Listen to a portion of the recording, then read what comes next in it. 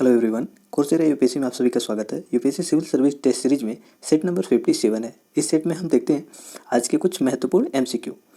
आज आप सेट में प्रयास कीजिएगा अपना बेस्ट करने का। तो चलिए आज का हम पहला क्वेश्चन देखते हैं। पहला क्वेश्चन है, भारतीय प्रतिस्पर्धा आयोग के संबंध में निम्नलिखित कथनों पर विचार कीजिए। कथन 1 कह रहा है इसे कंपनी अधिनियम 2013 के तहत स्थापित किया गया था। कथन 2 कह रहा है अध्यक्ष सहित मतलब कंपटीशन कमीशन ऑफ इंडिया के सभी सदस्यों की नियुक्ति केंद्र सरकार द्वारा की जाती है। तो बताइए इनमें से कौन सा कथन सही है। उम्मीद है सभी लोगों ने आंसर लगा लिया होगा। जिन लोगों ने बी लगाया है बिल्कुल सही है, बी इसका करेक्ट है। देखिए कंपनी अधिनियम के अंतर्गत इसको स्थापित नहीं किया गया था, इसको स्थापित किया प्रतिस्पर्धा अधिनियम 2002 के अंतर्गत स्थापित किया गया था। और कब स्थापित किया गया, अब ये 12वें नंबर का एनुअल ईयर मनाया, तो वार्षिकी मनाया, अपना स्थापना दिवस मनाया है। तो इसको स्थापित तो 2000 प्रतिस्पर्धा अधिनियम 2002 के माध्यम से किया गया था। लेकिन ये मूल रूप से अस्तित्व में कब आया, ये मूल रूप से अस्तित्व में 20 मई 2019 को आया। 20 मई 2009 को ये मूल रूप से अस्तित्व में आया था और 14 अक्टूबर 2003 को यह स्थापित कर दिया गया था, लेकिन मूल रूप से 2009 में आया था। ये बातें थी। इसमें एक अध्यक्ष होते हैं और 6 सदस्य होते हैं, जिनकी नियुक्ति कौन करता है, केंद्र सरकार करती है। और इसमें अन्य चीज़ें अगर हम देखें, इसमें क्या किया गया था, 2007 में संशोधन करके इसमें एक अपीली अधिकरण स्थापित कर दिया गया था, जोड़ दिया गया था अपीली अधिकरण। लेकिन फिर 2017 में संशोधन करके 10 साल बाद संशोधन करके क्या किया गया, जो ये अपीली अधिकरण था COMPAT, इसको क्या किया गया, प्रतिस्पर्धा अपीली अधिकरण को NCLAT में सम्मिलित कर दिया गया, दोनों को मर्ज कर दिया गया। और NCLAT का गठन किसके माध्यम से किया गया, इसको कंपनी अधिनियम की धारा 410 के माध्यम से किया गया है। उम्मीद आपको समझ में आया होगा। अभी ये अपना 12वें नंबर का वार्षिक स्थापना दिवस मनाया है प्रतिस्पर्धा आयोग। चलिए अगला क्वेश्चन देखते हैं। अगला क्वेश्चन है, राष्ट्रीय कंपनी कानून अपीली अधिकरण NCLAT के संबंध में निम्नलिखित कथनों पर विचार कीजिए। कथन 1 कह रहा है दिवाला और दिवालेपन संहिता IBC insolvency and bankruptcy code 2016 की धारा 202, 211 और 61 के तहत पारित आदेशों के खिलाफ एक अपीली अधिकरण है। कौन, NCLAT। कथन 2 कह रहा है NCLAT के किसी भी आदेश से असहमत व्यक्ति सर्वोच्च न्यायालय में अपील दायर कर सकता है। तो बताइए क्या NCLAT के किसी भी आदेश से असहमत व्यक्ति सर्वोच्च न्यायालय जा सकता है या नहीं जा सकता। तो बताइए कौन सा कथन सही है इसमें। उम्मीद है आपने सही आंसर चयन कर लिया होगा। जिन लोगों ने इसमें सी चयन किया बिल्कुल सही है। देखिए कोई भी व्यक्ति अगर NCLAT के आदेश से असहमत है तो सर्वोच्च न्यायालय जा सकता है, या फिर कोई भी व्यक्ति IBC के किसी भी तरह के आदेश से असहमत है तो किस में जा सकता है, NCLAT में। अगर आप NCLAT के किसी भी आदेश से असहमत है तो सीधे सर्वोच्च न्यायालय जा सकते हैं। तो ये प्रक्रिया थी। चलिए अगले क्वेश्चन देखते हैं। आप यहाँ पे देख सकते हैं NCLAT के बारे में। देखिए NCLAT को 1 दिसंबर 2016 से प्रभावी बनाया गया, किसके माध्यम से, दिवाला एवं मतलब IBC insolvency and bankruptcy code के माध्यम से इसको स्थापित किया गया था। धारा 61 के तहत NCLAT के द्वारा पारित किसी भी आदेश, नेशनल कंपनी लॉ ट्रिब्यूनल द्वारा पारित किसी भी आदेश की सुनवाई के ये आखिरी मतलब इसके बाद यहाँ पे सुनवाई की जाता है NCLAT में, अप्लाइड ट्रिब्यूनल है ना। तो यहाँ पे अगर दो कंपनी आपस में किसी विवाद का लड़ रही हैं तो विवाद है तो क्या पहुँचती है, NCLAT में पहुँचती है। अगर NCLAT के विरुद्ध मतलब इसके बाद कहीं अप्लाई करना है इनको तो NCLAT में करते हैं। अब दूसरी चीज़ अगर हम यहाँ समझें तो हमने जो देखा था वहाँ पे धारा कितना था, 202, धारा 211 और एक धारा और था 61। ये तीनों धाराओं के माध्यम से सीधे NCLAT में जाया जा सकता है। अगर NCLAT के किसी भी निर्णय से आप असहमत हैं तो सर्वोच्च न्यायालय जा सकते हैं। ये कुछ इसके विवरण थे। दूसरी चीज़ देख लें NCLAT के बारे में। तो देखिए अगर आप NCLAT के किसी भी निर्णय से असहमत हैं तो 45 दिन के भीतर, 45 दिन के अंदर एक रिपोर्ट प्रस्तुत करना पड़ेगा, किसमें, NCLAT में। अब उसके बाद क्या होगा, ये NCLAT संतुष्ट होगा तो आपको 45 दिन से अधिक का मौका देगा और फिर उसके बाद सुनवाई चालू होगी इसमें। अगर इससे भी आप सहमत नहीं हैं तो 60 दिन के अंदर सर्वोच्च न्यायालय में आप अपील दायर कर सकते हैं। तो कुछ ये प्रक्रिया थी। इसमें मूल रूप से आपको क्या याद रखना है, धारा 61 याद रखिएगा, 202 याद रखिएगा, 211 याद रखिएगा। और कुछ ज़रूरत नहीं है इसमें याद रखने की। अगर मे भी पूछ ले एग्जाम में तो आप याद रखिएगा ये चीज़ें। चलिए अगला क्वेश्चन देखते हैं। अगला क्वेश्चन है हवाना सिंड्रोम के संदर्भ में निम्नलिखित कथनों पर विचार कीजिए। कथन 1 कह रहा है वर्ष 2016 में पहली बार इस बीमारी के लक्षण क्यूबा में तैनात अमेरिकी राजनयिकों के बीच देखा गया था। कथन 2 कह रहा है कि निर्देशित माइक्रोवेव विकिरण को हवाना सिंड्रोम के एक संभावित कारण के रूप में देख पाया गया है। तो बताइए इनमें से कौन सा कथन सही है। उम्मीद है सभी लोगों ने आंसर लगा लिया होगा। जिन लोगों ने इसमें लगाया ए सॉरी सी बिल्कुल सही है उनका, सी इसका करेक्ट आंसर है। आप यहाँ पे थोड़ा सा ब्यूरो देख सकते हैं हवाना सिंड्रोम क्या था। तो हवाना सिंड्रोम 2016 में एक घटना हुई थी। हुआ क्या था कि वहाँ के जो दूतावास में लोग थे वो अचानक बीमार होने लगे। उनमें कुछ ऐसी मतलब एक्टिविटी देखने के लिए मिला कि जैसे कि वो आवाज़ें सुने कुछ अजीब, और कुछ ऐसी मतलब अजीब क्रिएचर के रूप में देखें, अनुभव किए, उसका महसूस किए, और फिर उसको बीमार हो गए वो लोग। तो जब बाद में जांच हुआ उनमें तीव्र थकान, सर दर्द, चक्कर, ये सब समस्याएं उनको देखने के लिए मिल रही थी। बाद में जब जांच हुआ, जांच कौन सी संस्था की, नेशनल एकेडमी ऑफ साइंस जो कि यूएसए की संस्था है, और इसने क्या कहा कि डायरेक्ट माइक्रोवेव रेडिएशन के शिकार हुए हैं लोग, हवाना सिंड्रोम, जिसके कारण से समस्या देखने के लिए मिली थी। बस इसीलिए हवाना सिंड्रोम न्यूज़ में था, बस इतना से याद रखिएगा। ऐसा माना जा रहा है कि माइक्रोवेव वेपन के रूप में यूज किया गया था इसका। चलिए अगला क्वेश्चन देखते हैं। अगला क्वेश्चन और आज का सबसे महत्वपूर्ण क्वेश्चन है। ये क्वेश्चन निम्नलिखित कथनों पर विचार कीजिए। कथन एक कह रहा है जेब्रा फिश दक्षिण एशिया के इंडो गंगा के मैदान में मूल रूप से पाई जाती है, इंडो गैंगेटिक रीजन में पाई जाती है ये जेब्रा फिश, कुछ इस तरीके से दिखती है जेब्रा फिश। दूसरा कथन कह रहा है कि जेब्रा फिश के प्रमुख अंग और उत्तक मनुष्य के समान ही होते हैं। तो बताइए इनमें से कौन सा कथन सही है? क्या मनुष्य के इसके उत्तक जो होते हैं मनुष्य के समान होते हैं? उम्मीद है आपने सही आंसर लगा लिया होगा। जिन लोगों ने इसमें सी लगाया था बिल्कुल करेक्ट है। देखिए ये एक ऐसी फिश है, जेब्रा फिश, काफ़ी महत्वपूर्ण है। आप यहाँ देख सकते हैं इस तरीके से दिखती है। इसके बारे में थोड़ा सा हम ब्यूरर समझें। देखिए इसकी हाइट होती है 2 से 3 सेंटीमीटर ही होती है। मीठे पानी की मछली है ये। उष्णकटिबंधीय और उपोष्णकटिबंधीय क्षेत्रों में पाई जाती है। जेब्रा फिश दक्षिण एशिया के इंडो गैंगेटिक रीजन में पाई जाती है, जहाँ ये ज़्यादातर धान के खेतों में पाई जाती है। इतनी से इससे बेसिक इन्फॉर्मेशन था। इसके IUCN स्टेटस क्या है? लीस्ट कंसर्न है। लेकिन इसका सबसे महत्वपूर्ण बात क्या है? सबसे महत्वपूर्ण बात यह है कि इसके जो मस्तिष्क होता है, हृदय होता है, आँख, रीढ़ की हड्डी के सहित अन्य सभी अंग, इसके पुनर्जनन की क्षमता इनमें है। मतलब एक बार वो नष्ट हो गए तो फिर दोबारा जन्म उनका हो सकता है, दोबारा विकसित हो सकते हैं। इनका उपयोग कैसेरुकी विकास, आनुवंशिकी और अन्य बीमारियों के अध्ययन के लिए किया जा रहा है। और दूसरी विशेषता जेब्रा फिश की ये है कि इनकी जो मनुष्य के समान आनुवंशिक संरचना मनुष्य इनका मिलता है, लगभग 70% मैच करता है मनुष्य से इनकी आनुवंशिक संरचना।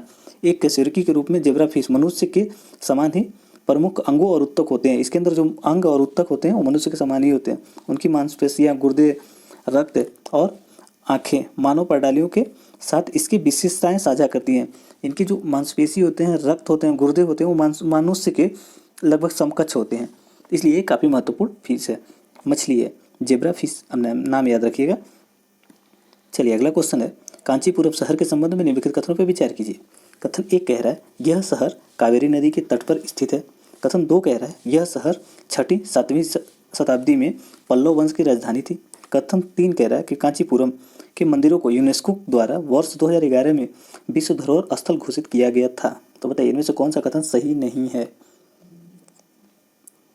उम्मीद है सभी लोगों ने आंसर लगा लिया होगा। अगर हम देखें यहाँ पे पहला कथन एक कावेरी नदी दिया है, जबकि कावेरी नदी नहीं है, बेगावती नदी है। बेगावती नदी है और बेगावती किसकी सहायक नदी है? स्वर्णरेखा नदी की सहायक है, तो इसलिए पहला कथन गलत है। दूसरा देखें तो 6वीं-7वीं शताब्दी में पल्लव वंश की राजधानी थी, तो बिल्कुल सही है। दूसरा इसमें सही है, पहला गलत है। तीसरा देखें कांचीपुरम के मंदिरों को यूनेस्को द्वारा वर्ष 2011 में विश्व धरोहर स्थल घोषित किया, तो ये बिल्कुल गलत है। ये अस्थायी सूची में रखा गया था इसको, तो इसलिए तीसरा भी गलत है। 1 और 3 गलत है, सी इसका सही आंसर है। जिन लोगों ने सी लगाया था उनका करेक्ट है। आप यहाँ पे देख सकते हैं बेगावती नदी के तट पे स्थित है। बेगावती नदी किसकी सहायक नदी है? तो स्वर्णरेखा नदी की सहायक नदी है। ऐतिहासिक शहर में अगर देखें तो इसमें 1000 से मंदिर लगभग थे, जो अब केवल 126 मंदिर हैं, जिसमें से 108 शैव मंदिर हैं और 18 वैष्णव हैं। दूसरा चीज़ देखें इसमें तो पल्लव राजवंश 6वीं-7वीं शताब्दी ईस्वी पूर्व में इसको अपने राजधानी बनाए थे।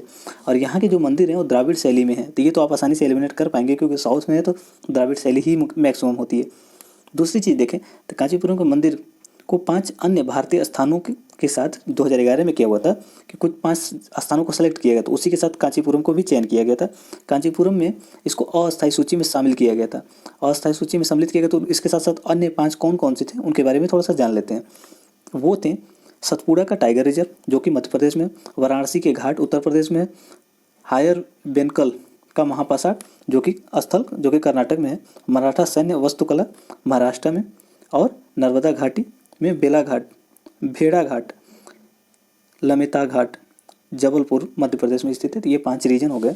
और 2019 में एक और संशोधन किया गया था यूनेस्को के, कि इसमें ये प्रोविज़न किया गया था कि कोई भी विरासत स्थल उसको परमानेंट सूची में डालने से पहले उसको कम से कम 1 वर्ष अस्थायी सूची में सम्मिलित होना चाहिए, तभी उसको अस्थायी सूची में डाला जा सकता है। कुछ ये विवरण थे। चलिए अगला क्वेश्चन देखते हैं। अगला क्वेश्चन है, निम्नलिखित कथनों पर विचार कीजिए। कथन 1 दिया है, क्यासानूर वाफारेस्ट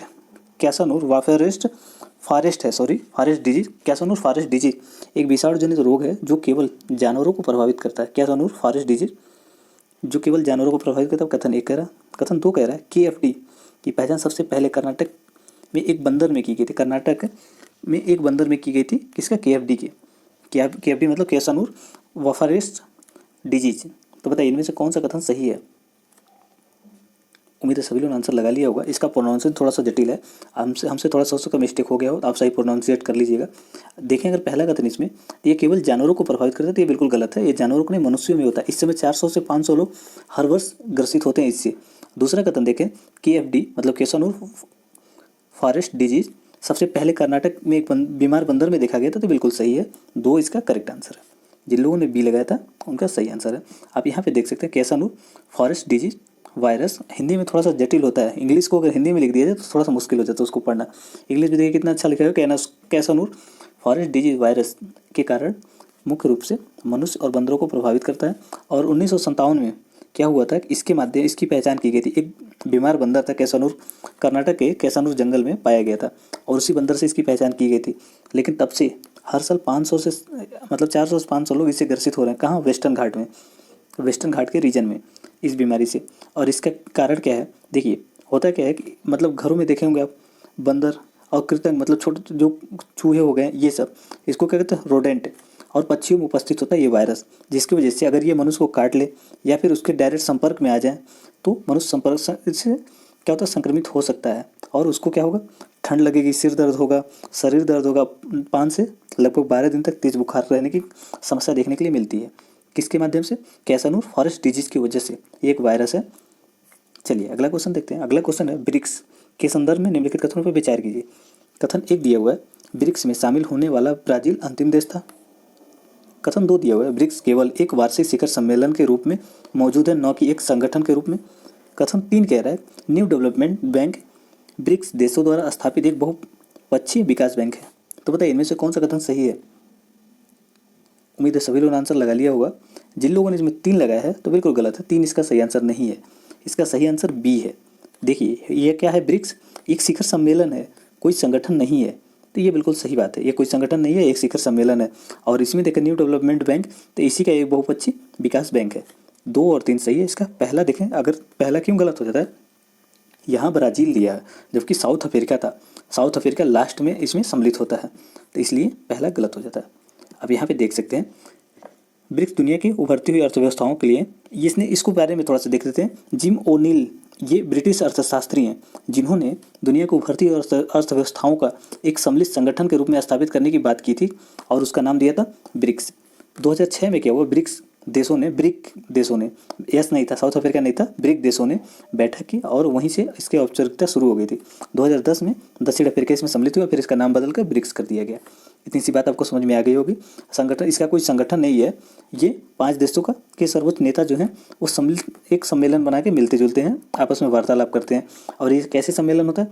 एक बार बी मतलब ब्राज़ील, फिर रसिया, फिर इंडिया, चाइना और साउथ अफ्रीका, ऐसे आपस में सीक्वेंस करके करते हैं ये लोग सम्मेलन, बैठते रहते हैं। न्यू डेवलपमेंट बैंक इन्हीं की एक मतलब विकास बैंक है। इतनी सी बातें थी, उम्मीद आपको समझ में आया होगा। चलिए अगला देखते हैं। अगला क्वेश्चन है, निम्नलिखित में से किन्हें विधि के शासन की प्रमुख विशेषता माना जाता है? कथन 1 दिया है, शक्तियों का परिसीमन। कथन 2 दिया हुआ है, विधि की समझ क्षमता। कथन 3 दिया है, लोगों की सरकार के प्रति जिम्मेदारी। कथन 4 दिया हुआ है, स्वतंत्रता और नागरिक अधिकार। तो बताइए इनमें से कौन विधि के शासन के प्रमुख विशेषता माना जाता है? उम्मीद है सभी लोगों ने आंसर लगा लिया होगा।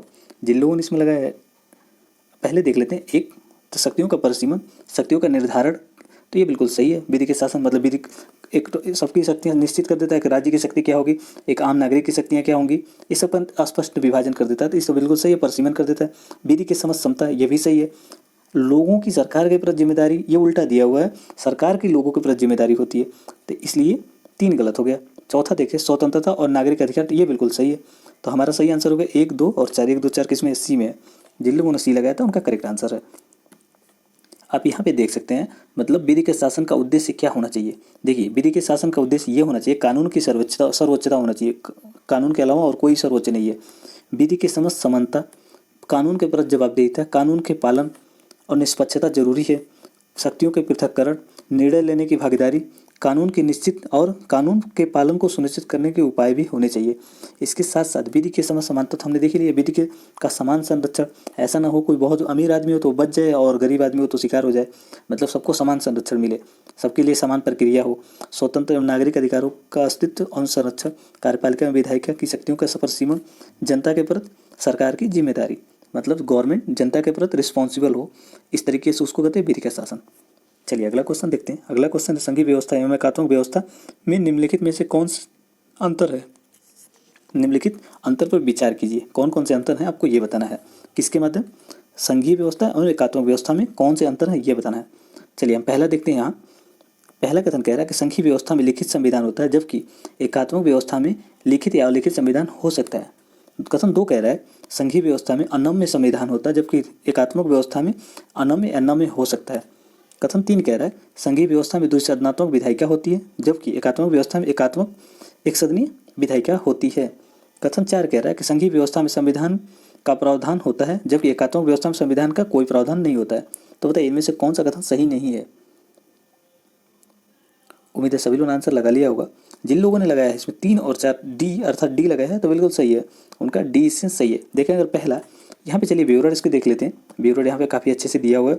अगर देखें संघात्मक सरकार में क्या होती है, दोहरी सरकार। मतलब वो अगर देखें संसद में तो एक तरह का उच्च सदन, एक निम्न सदन, मतलब राज्यसभा लोकसभा। और यहाँ पे एकात्मक में एकल सरकार होती है। यहाँ लिखित संविधान होता है एक संघात्मक में, और यहाँ पे अलिखित या अलिखित दोनों हो सकता है। और राष्ट्रीय व क्षेत्रीय सरकारों के बीच शक्तियों का विभाजन, आपको पता होगा कि भाग 7 में लिया गया, मतलब शक्तियों का विभाजन किया गया है। शक्तियों का विभाजन हो भी सकता है, नहीं भी हो सकता है। अगर वहाँ पे स्थानीय सरकारें हैं तो हो सकता है, नहीं होगा तो नहीं हो सकता। संविधान की सर्वोच्चता, एकात्मक संघात्मक में होता है कि संविधान सर्वोच्च होता है। इसमें देखिए एकात्मक संविधान सर्वोच्च हो भी सकता है, नहीं भी हो सकता है। ब्रिटेन में संविधान सर्वोच्च नहीं है, जबकि जापान में संविधान सर्वोच्च है। यहाँ पे देखें संघात्मक में संविधान जो होता है कठोर होता है, उसको आसानी से संशोधन नहीं किया जा सकता। लेकिन वहीं एकात्मक में देखें संविधान कठोर हो भी सकता है, नहीं भी हो सकता। जैसे ब्रिटेन का ले लें तो काफ़ी लचीला है, और वहीं अन्य देशों का ले लें तो बहुत जटिल है। स्वतंत्र न्यायपालिका, लेकिन यहाँ पे एकात्मक में देख लें स्वतंत्र न्यायपालिका हो भी सकती है, नहीं भी हो सकती है। द्विसदनीय व्यवस्था संघात्मक की है, लेकिन एकात्मक विधानमंडल द्विसदनीय हो सकती है, नहीं भी हो सकती है। एक सदनी हो सकती है, द्विसदनीय हो सकती है। यहाँ पे एकात्मक में ये बातें थी। इसको शॉर्ट स्क्रीन लेके आप चाहें तो फिर से दोबारा रिवाइज कर सकते हैं। चलिए आज का आखिरी क्वेश्चन देखते हैं। निम्नलिखित कथनों पर विचार कीजिए। कथन 1 दिया है, भारतीय संविधान के अनुसार भारत का एक देशीकृत नागरिक भारत के राष्ट्रपति पद ग्रहण करने के लिए अर्हता नहीं है, मतलब योग्य नहीं है। कथन 2 कह रहा है कि भारतीय संविधान अपने आरंभ के पश्चात नागरिकता प्राप्त करने संबंधी समस्याओं पर बात नहीं करता है। बताइए कौन सा कथन सही है इसमें। उम्मीद है सभी लोगों ने आंसर लगा लिया होगा। जिन लोगों ने लगाया इसमें बी बिल्कुल सही है उनका। देखिए यहाँ पे भारतीय संविधान जो है अपने स्थापना के पश्चात जो नागरिकता संबंधी समस्याएं हैं ये संसद पे छोड़ दिया है। संसद समय समय पे कानून बना के इसके लिए प्रोविजन करती रहेगी। दूसरा चीज़ देखें तो यहाँ पे जो दिया हुआ है, अगर कोई देशीकरण के माध्यम से भारत का नागरिक बनता है तो राष्ट्रपति बनने के लिए योग्य नहीं है, ये गलत है। वो योग्य है। अमेरिका में ऐसी बात है कि वहाँ जन्म लेना चाहिए, वहीं का नागरिक होना चाहिए, तभी वो क्या होगा, वहाँ का राष्ट्रपति बन पाएगा। लेकिन भारत में ऐसा कोई बात नहीं है। अगर वो किसी भी तरीके से भारत का नागरिक बन गया तो राष्ट्रपति भी बन सकता है। तो ऐसे में हमारा पहला कथन गलत हो गया, तो दूसरा कथन सही है। सी इसका सही आंसर, सॉरी बी इसका सही आंसर है। जिन लोगों ने बी लगाया था उनका सही है। आप यहाँ पे दिए हुए बहुत बड़े विवरण देख सकते हैं। 26 जनवरी 1950 को संविधान लागू हुआ। उस समय संविधान लागू होने के समय जो लोग भारत के नागरिक थे उनको नागरिकता प्रदान हुई, नागरिक माना गया। अब इसके माध्यम से क्या हुआ, अब अन्य प्रोविजन क्या किया गया, संविधान नागरिकता संबंधित संसद को ऐसे मामलों और नागरिकता में से संबंधित किसी भी अन्य मामले के लिए कानून बनाने का अधिकार सौंपती है। कौन, संसद। संसद कह रहा हूँ, संविधान संसद को अधिकार देती है, वो समय समय पर कानून बना के नागरिकता संबंधी प्रोविजन करती रहेगी। दूसरा चीज़ देखें, आपको पता होगा कि नागरिक 2 प्रकार के होते हैं। एक हमारे मतलब भारत के नागरिक होते हैं, एक विदेशी नागरिक। विदेशों में भी 2 होते हैं, एक मित्र राष्ट्र, एक शत्रु राष्ट्र। अगर देखें तो शत्रु राष्ट्र को कुछ मतलब समस्याएं होती हैं, उनके जैसे कि अनुच्छेद 72 के अंदर सुरक्षा नहीं मिलता है, गिरफ्तारी और निरोध के विरुद्ध सुरक्षा नहीं मिलता जो शत्रु राष्ट्र हैं, लेकिन जो मित्र राष्ट्र उनको मिलता है। और कुछ प्रोविजन देखें जो केवल भारतीयों को ही प्राप्त है, वो कौन कौन से प्रोविजन है। अनुच्छेद 15 में जो भी प्रोविजन दिए गए, जाति धर्म मूल जाति एवं जन्म स्थान के आधार पर विभेद के विरुद्ध संरक्षण, अनुच्छेद 15 में ये केवल भारतीयों को मिला है। 16 में देखें तो अवसर का समान अधिकार। अगर 19 देखें तो 19 में यहाँ पर वाक एवं अभिव्यक्ति की स्वतंत्रता केवल भारतीयों को प्राप्त है। 29 और 30 ये भी केवल भारतीयों को प्राप्त है। लोकसभा और राज्य विधानसभाओं में चुनाव में मतदान करने का अधिकार केवल भारतीयों को प्राप्त है। संसद तथा राज्य विधानसभाओं की सदस्यता के लिए चुने जाने का अधिकार केवल भारत के नागरिकों को ही प्राप्त है। अन्य चीज़ देखें तो कुल सार्वजनिक पदों जैसे कि राष्ट्रपति, उपराष्ट्रपति, सर्वोच्च न्यायालय, उच्च न्यायालय एवं राज्यों के राज्यपाल के पदों के लिए महान्यायवादी, महाधिवक्ता, इन पदों के लिए योग्य केवल भारत के नागरिक ही होंगे। अन्य चीज़ें देखें तो भारत में जन्म के आधार पर नागरिकता, देशीकरण के आधार पर नागरिकता, दोनों के आधार पर राष्ट्रपति पद के लिए योग्य होगा कोई भी व्यक्ति, लेकिन अमेरिका में ऐसा नहीं होता है। ये सीरीज़ देखने के लिए धन्यवाद। आपने जितना भी सही किया नीचे बता सकते हैं, या फिर कोई सुझाव हो, सजेशन हो तो वो भी बता सकते हैं।